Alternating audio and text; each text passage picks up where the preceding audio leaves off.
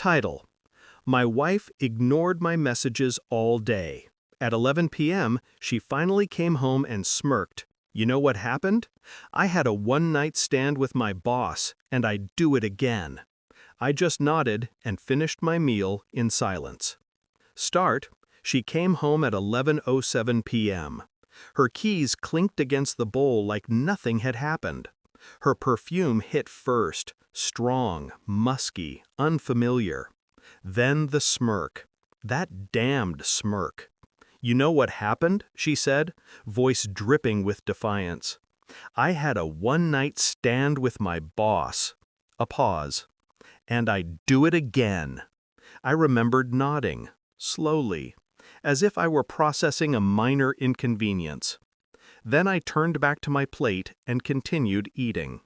The fork barely scraped the porcelain. My pulse didn't rise. My hand didn't shake. That's what unnerved her, I think. The silence.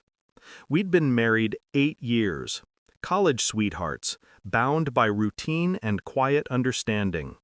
She used to laugh at how I could fix anything, from leaking pipes to broken trust.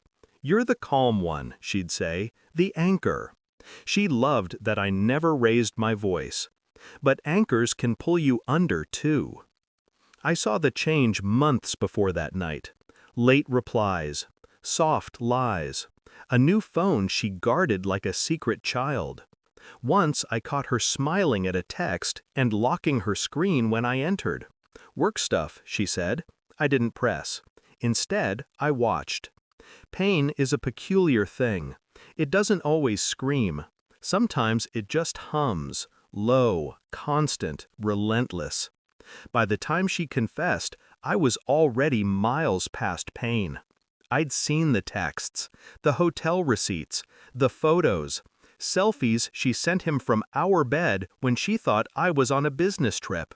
I didn't rage. I didn't confront. I observed, calculated. Because if you want justice to last, you don't deliver it in anger. You deliver it when the world is watching. 2 weeks before her confession, I had already met with a lawyer, closed our joint accounts, moved most assets into an account under my company's name, installed discrete cameras in the house, and most importantly, printed every piece of evidence with timestamps. Her boss, Richard Hale, 42, married with 2 kids, was about to get a promotion that required a clean, ethical record. HR had strict policies about workplace relationships. She knew that. He knew that. So when she said she'd do it again, I realized I didn't need to lift a finger that night. She'd already handed me the match. The next morning, she woke expecting coffee. That was our ritual. I'd always bring it to her in bed, no matter how early. But that morning, there was no smell of coffee, only silence. She called my name once, twice, then stumbled into the kitchen, hair messy, wearing my old shirt.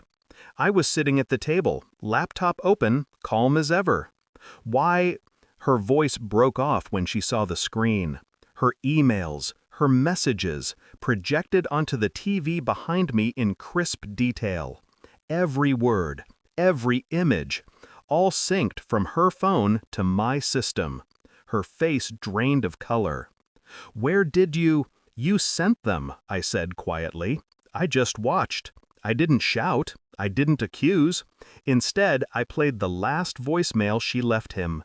Soft, breathless, full of the kind of warmth she hadn't given me in months. When it ended, I looked at her.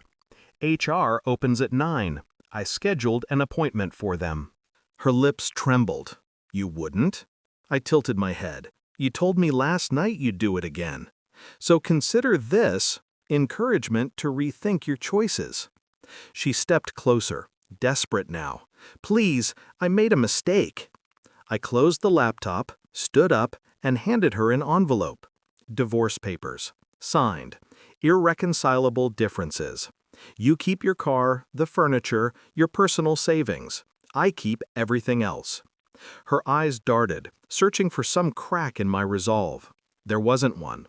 Then she asked the question they always ask when the game turns. "Did you ever love me?" I smiled. Of course. That's why this hurts so beautifully. At 9:00 sharp, I walked into her office.